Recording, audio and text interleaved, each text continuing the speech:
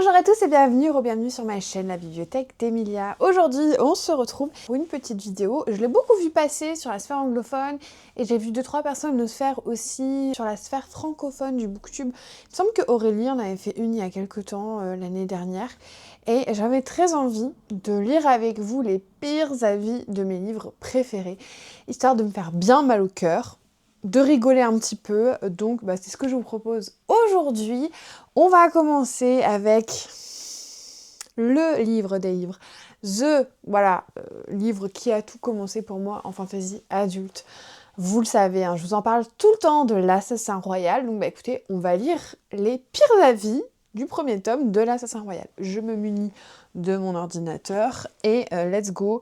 Je vais aller sur Babelio et je vais prendre les pires avis. Alors, on commence avec un en tout cas qui a le sens de... Voilà, l'Assassin Royal m'a tué.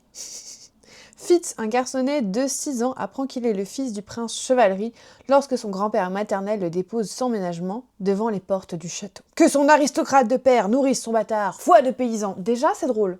Déjà, la personne qui écrit ça, elle est drôle, donc même si elle n'a pas aimé, je lui pardonne. Cruel dilemme pour le prince héritier qui va devoir alors renoncer à son trône.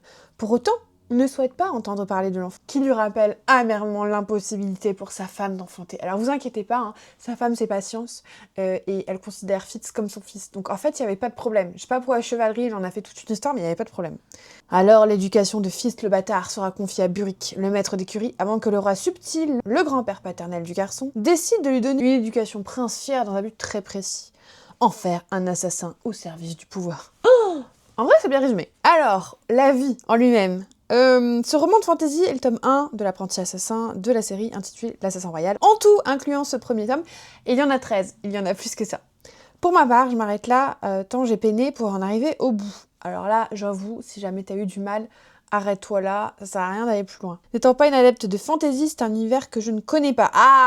Ouf. En effet, si tu lis pas de fantasy, franchement, je pense que c'est pas du tout un livre qui est fait pour toi.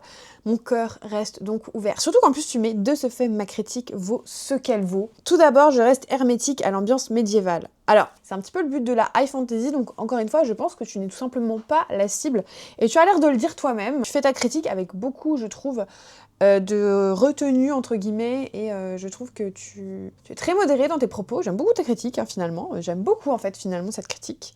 Ensuite, j'ai trouvé que c'était long, mais long. J'aime un petit peu moins ta critique. Non seulement l'auteur n'est pas avare de descriptions et de redites, mais en plus, il m'a manqué l'essentiel. Où est l'action? Où est l'intrigue? Où sont les rebondissements? Alors le problème, c'est qu'en fait, tu as jugé un début de saga qui va, englober tellement de choses que le début est justement fait pour qu'on découvre l'univers, les personnages, la famille, les intrigues, la politique. C'est pas de l'action dans tous les sens. Et tu le dis un petit peu plus tard que tu es adepte de polar et de thriller. En effet, on n'est pas du tout sur les mêmes dynamiques. Quoi qu'il en soit, je me suis profondément ennuyée. Du coup, ça m'étonne pas. Vu tes goûts de lecture, vu les choses que tu aimes lire, et le fait que tu ne sois pas très fantasy médiévale, ça m'étonne pas du tout. C'est tout à fait normal.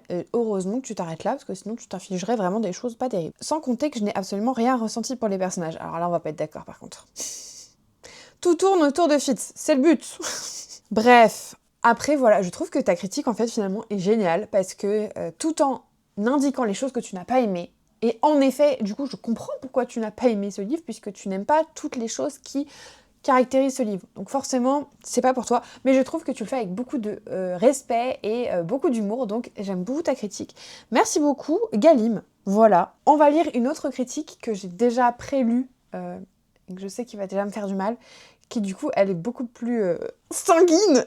Il s'agit de celle de Leduc 21. Robinob ou le degré zéro de la fantaisie. Quoi? L'univers est d'une banalité affligeante. Le personnage principal insupportable, alors c'est un petit garçon, c'est normal. Et ses dilemmes moraux feraient rire un adolescent. Encore une fois, à la base, au début, c'est un petit garçon. Les péripéties attendues n'arrivent qu'à faire rebondir mollement une histoire déjà bien dégonflée. Mais quoi? C'est l'illustration navrante de ce que la fantaisie a de plus médiocre. Médiocre? Non mais alors là, je m'arrête là. Je pense que je vais même pas aller jusqu'au bout. On peut avoir des avis différents. On peut ne pas aimer certaines choses. La personne d'en haut, par exemple, a expliqué pourquoi elle aimait pas. Mais là, j'ai un petit peu plus de mal à accepter. Mon cœur est beaucoup moins ouvert. Déjà parce que, de 1, c'est mon livre préféré. Et de 2, Robinob est une référence pour tellement d'auteurs de fantasy, adultes, hein, pas young adulte, adultes, que quand je lis ça, je me dis, est-ce que tu peux mesurer un peu tes propos, s'il te plaît? Là, vraiment, on va pas être d'accord. Et malheureusement, le Duc 21, ton commentaire pour moi est d'une banalité affligeante. Voilà, c'est dit. Ça fait trop mal. Mon cœur n'est pas ouvert pour ce genre de critique, vraiment, mon cœur n'est pas ouvert. On va passer à un autre livre que j'ai adoré et dont je vous ai beaucoup parlé, alors beaucoup moins ces derniers temps, mais qui sur le coup m'avait vraiment fait beaucoup de bien, c'est La bibliothèque de minuit de Matt Haig. Alors, let's go pour lire les pires commentaires. Alors, le premier commentaire une étoile que j'ai, c'est « Erreur de casting ». Ça arrive. En effet, ça arrive. Il est évident que cette lecture n'était pas faite pour moi. L'idée de départ était intéressante, mais le style d'écriture, le traitement de l'histoire et des personnages ne m'ont absolument pas intéressée. Je n'ai rien retiré de cette lecture, pas de plaisir, pas d'enrichissement, un bide complet. Bah désolé tombe étoile, vraiment, personne ne devrait avoir de lecture comme ça. Donc, force à toi, mon cœur est totalement ouvert. Alors, on va en lire un petit peu plus costaud. On a Julien BNT qui dit « Vu partout sur TikTok et Instagram ». Alors, c'est pas forcément gage de qualité, hein, Julien, sache-le. Je me suis lancée dans cette lecture pleine d'attentes et plus grande a été la chute. Du coup, j'espère que tu avais des coussins pour amortir ta chute parce que là, ça a l'air de pas s'être très bien passé pour toi. Je me suis retrouvée à lire une sorte de guide de développement personnel à la sauce multiverse et faussement écologique. Et alors, je sais que le fait que ce soit très axé développement personnel, ça a beaucoup déplu, c'est quelque chose qui est beaucoup revenu. Moi, personnellement, je ne l'ai pas ressenti comme ça, mais je peux comprendre et je peux voir pourquoi les personnes ont ressenti ce genre de choses, donc j'accepte. J'ai trouvé le style très lourd. Moi, j'ai trouvé que c'était plutôt fluide, du coup, mais encore une fois, c'est de l'appréciation subjective, je peux entendre. Jouant beaucoup sur les répétitions, donnant parfois un aspect de liste de courses à certains passages. Liste de courses pour le livre qui m'a fait pleurer toutes les larmes de mon corps. Est-ce qu'il y avait beaucoup d'oignons, du coup, sur cette liste? C'est la question. Je pense que ça devait être une liste remplie d'oignons pour me faire pleurer autant. Mais bon, j'accepte. Tout comme la citation de certaines marques qui tombent comme un cheveu sur la soupe et qui m'ont totalement sorti du récit. Alors, je vous avoue que j'ai pas aucun souvenir de ça, mais si tu le dis, je veux bien te croire. Tout ça pour nous servir une morale d'une banalité navrante. Oh non, non, tu peux pas dire ça. C'est pas une morale d'une banalité navrante. Tu n'as pas été touché par le message. Mais tu peux pas dire qu'il sert une morale d'une banalité navrante alors que j'ai pleuré toutes les larmes de mon corps. Là, tu m'attaques personnellement en fait. T'es en train de dire que je suis quelqu'un de banal et de navrant. Aïe, aïe, aïe, aïe, aïe, ça fait mal. En bref, grâce à ce livre, j'ai surtout appris que je ne devais pas me fier aveuglément aux tendances de la sphère livresque en ligne. Alors là, je suis totalement d'accord avec toi par contre. Je pense que c'est la phrase la plus sensée de ton commentaire.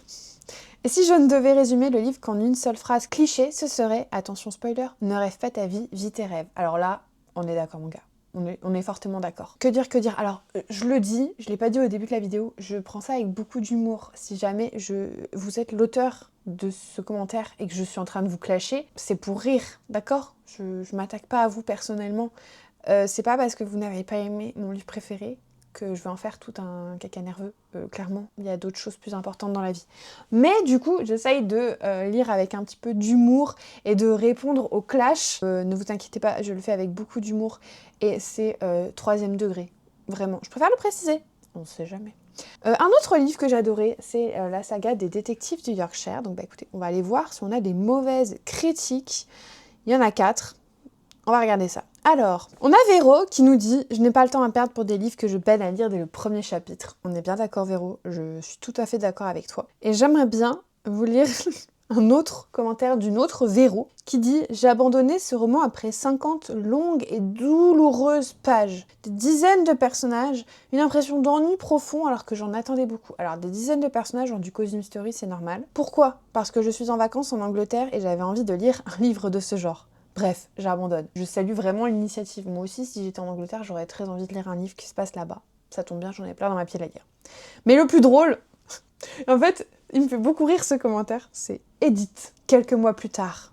Je reprends, et cette fois-ci, ça me plaît nettement plus à suivre. Et là, on se dit « Ah, chouette !» Et puis bah non. Non, finalement. Quelle corvée ce livre! J'ai fini péniblement, mais vraiment, je crois que je n'ai rien aimé. Ni les personnages que je n'ai pas trouvés attachants. Oh, mais ils sont tellement bien les personnages pourtant, ni l'intrigue que je n'ai pas trouvée intéressante à suivre. Une autre chose m'a dérangée, c'est le découpage des scènes. On saute d'une scène à l'autre après chaque très court paragraphe. C'est franchement dur à suivre et assez agaçant. C'est pas un truc qui m'a choquée, mais encore une fois, si tu l'as dit, je te crois. Il me fait beaucoup rire ce commentaire parce que du coup, elle abandonne, puis finalement c'est bien, puis finalement c'est nul. Et en fait, je trouvais qu'il y a énormément de rebondissements dans son commentaire, apparemment plus que dans l'histoire selon elle. Mais Véro, j'espère que tu trouveras un livre qui te fera passer par moins de montagnes russes émotionnelles. Et encore une fois, je le dis avec beaucoup d'humour et beaucoup de bienveillance. Ne le prenez pas... Voilà, c'est vraiment pour rigoler et gentiment que je vous dis ça. On va passer à un autre titre que j'aime beaucoup, qui est juste là, qui est Assistant to the Villain. Pas mon livre préféré, mais je l'ai tellement aimé que j'ai envie de lui donner de la place. Voilà, donc je vais en reparler. On va aller sur les pires avis. Alors, il y a 8 avis, 1 étoile. Alors, je prends le tout premier. Au bout d'un moment, j'ai décidé de lire ce livre comme une parodie de Moi, moche et méchant. Mais c'est vrai en plus. C'est totalement ça. Et de le prendre ainsi, avec la même gêne qu'à la grande époque où on avait des parodies de tous les films cultes, genre Mords-moi sans hésitation. Hein ?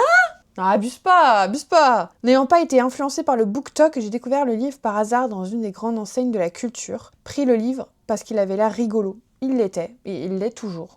Lu le résumé, et là c'est vraiment un moment de « Oh, ça peut être cool ». Ben ça l'était, mais malheureusement, t'y ferais pas pour toi. Alors je suis vraiment désolée.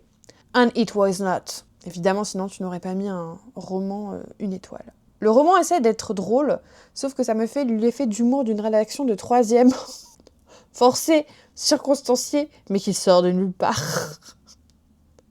Vous savez, ce moment où quelqu'un veut absolument ressortir toutes les blagues drôles de Kaamelott. Mais j'adore Kaamelott aussi. Pourquoi t'es en train de mettre tout mon humour à nu et de dire que c'est nul ? Non, je suis pas d'accord.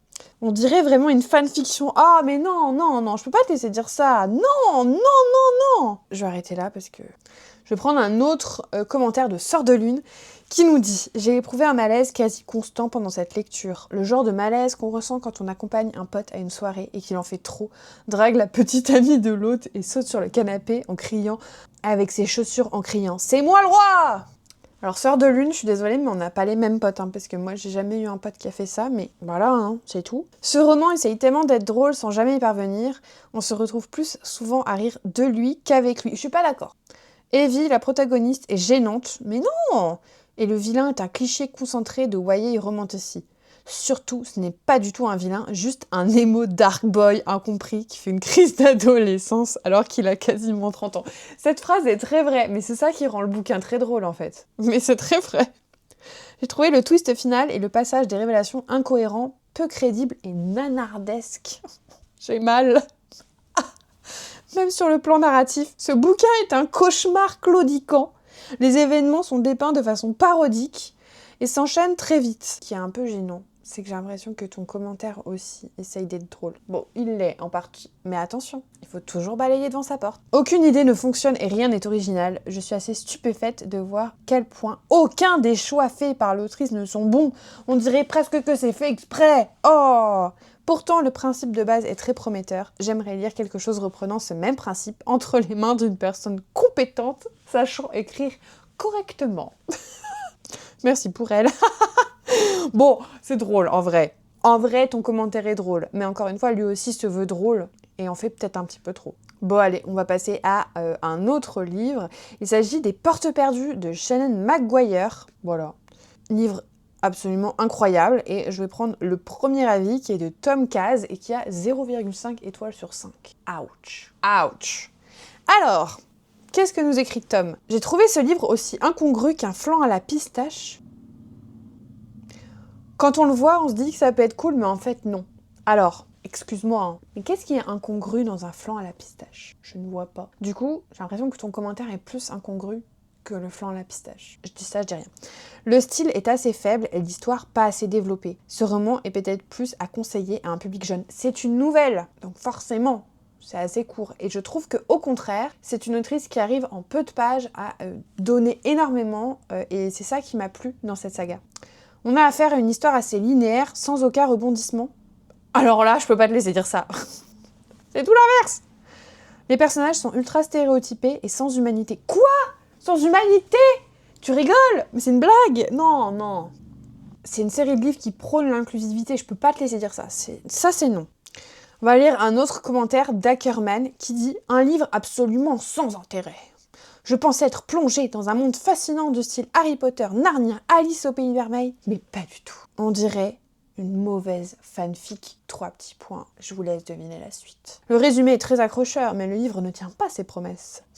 Le style est inexistant, tout est survolé. C'est une nouvelle, je le rappelle. J'ai l'impression de lire un script plus qu'un roman. On a une fine trame, qui est le meurtrier, mais sans véritable enquête. C'est pas le but, c'est de la fantaisie. Mais d'accord. On a plutôt une juxtaposition de morts et de personnages sans épaisseur qui sont des sortes de témoins passifs plus que des acteurs. Pas vraiment, quand même. Il n'y a presque pas de description. Les relations entre les personnages ne sont pas du tout approfondies. C'est normal. C'est chaque tome, tu approfondis un personnage. La psychologie des personnages non plus. Résultat, on ne peut pas s'y attacher. Mais qu'est-ce que vous avez tous à critiquer mon émotivité? Voilà, ça veut dire quoi? On ne peut pas s'attacher, moi je m'y suis attachée. On fait quoi avec ça? L'autrice introduit un personnage asexuel et un personnage transsexuel. C'est cool, ça fait moderne, tendance, mais là encore, ce n'est pas travaillé du tout. Je suis pas d'accord. Je peux pas vous raconter le livre, sinon je vous fais un spoiler de toute l'histoire, mais je peux pas vous laisser dire ça, c'est pas possible. On dirait juste des étiquettes qu'elle colle aléatoirement aux personnages, entre parenthèses, pour faire le buzz. Non, clairement, Shannon McGuire, elle a pas besoin de buzz, c'est juste une autrice engagée, voilà. Mais ce n'est pas du tout rattaché à l'histoire et cela donne aucune profondeur au personnage. Bref, heureusement que le livre était court, c'est clair. Mais je ne perdrai pas mon temps avec les tomes suivants. Je comprends. Honnêtement, je comprends. Je pense que c'est bien que tu t'arrêtes là du coup. Merci quand même. On va finir avec un livre qui, je sais, a eu des critiques horribles. Alors que moi, j'adore ce roman. C'est celui-là. C'est Personne n'était censé mourir pendant ses vacances. Il est hyper mal noté. Moi, je l'ai adoré. Vraiment, il m'a fait mourir de rire. Alors, j'ai 3 avis. On retrouve Véro. Écoute, Véro, je pense que si jamais tu passes par là et que j'aime un livre, ne le lis pas. À l'inverse, si j'aime pas un livre, peut-être tente-le, ça peut le faire. Il en faut pour tous les goûts. Heureusement, on n'a pas tous les mêmes goûts, mais voilà, sachant que tu es revenu 2 fois dans cette vidéo sur 5 livres, si jamais j'adore un livre, ne le lis pas. Alors, qu'est-ce qu'on a? Un mot pour qualifier ce livre. Lourd. Je sais que c'est le mot qui est beaucoup revenu. Vous êtes beaucoup à le penser. Donc je peux même pas blâmer Véro, parce que, je sais que vous êtes beaucoup à le penser. Moi, il m'a fait mourir de rire. Franchement, j'ai été à 2 doigts d'un pipi culotte. Mais les dialogues, les notes de bas de page censées être drôles, elles sont drôles, à mon avis. Mais bon. L'intrigue inintéressante, le style, tout est lourdingue. Ouch! Et c'est long. Les personnages ne sont pas du tout attachants. D'ailleurs, je ne savais toujours pas vraiment qui était qui, tellement je n'avais aucun intérêt pour cette lecture. Alors sachant qu'ils sont pas 1000 non plus, je trouve, c'est dommage. J'ai fini par lire en diagonale pour ne pas encore abandonner un livre, mais vraiment, je ne comprends pas comment on peut publier des bouquins aussi plats et médiocres. Alors, je te laisse demander ça aux maisons d'édition. Voilà, comme ça, je pourrais pas te répondre comment on peut publier des bouquins aussi plats et médiocres alors que je lui ai mis 5 étoiles. Mais bon. Le conseil que j'aurais à te donner, Véro, par contre, c'est un vrai conseil. C'est que si tu n'aimes pas un livre, ne le finis pas en diagonale. Arrête-le. Tu perds du temps pour rien. Tu ne vas rien gagner à terminer le livre en le lisant en diagonale. Voilà. C'est un petit conseil que j'ai à te donner, vraiment amicalement. Et encore une fois, paix sur vous. Si je vous ai cité dans ma vidéo, c'est vraiment de l'humour et du 4e, 5e degré. Ne le prenez pas mal, mais moi, ça me fait beaucoup rire.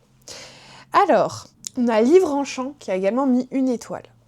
Même en vacances, on n'est pas obligé de lire du dilué pour ne pas avoir à se concentrer. C'est pas très gentil ça quand même.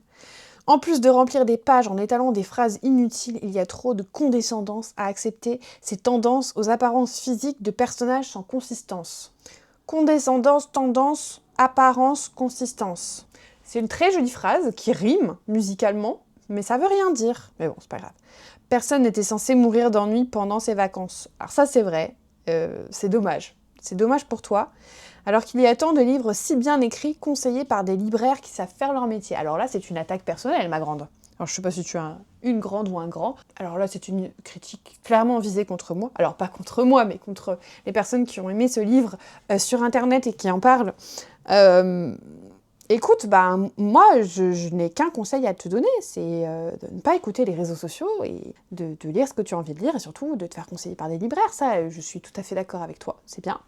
Je pense quand même que, par contre, si tu as envie découvrir d'autres choses, des choses un peu plus qui sortent voilà, de l'ordinaire, qui sortent de tes habitudes de lecture. Si tu as envie de découvrir des personnes, et pas que des lecteurs, mais aussi des personnes derrière la caméra, ou voilà, qui ont leur style aussi d'être et de parler, et de façon de parler, si jamais tu te retrouves à aimer beaucoup de choses en commun, bah, il y a de fortes chances qu'en fait la personne qui te recommande des livres, qui n'est pas libraire certes, puisse te recommander des livres qui te plaisent, parce que la lecture c'est subjectif. Et du coup un libraire il peut recommander les choses que lui il a aimées, mais tu ne peux pas savoir en avance s'il va aimer ce que toi tu aimes. Donc tu peux très bien avoir un très bon libraire qui va te recommander un très bon livre qu'il a adoré, mais c'est pas ton goût, alors tu vas pas aimer. Bah c'est pareil pour nous, les personnes qui sur l'internet vous donnent des conseils. Voilà, petite parenthèse fermée. Bref, on va arrêter cette vidéo là. Encore une fois, pour la millième fois, je le répète, c'est de l'humour, c'est du 10e degré. Ne prenez pas à partie ce que j'ai dit.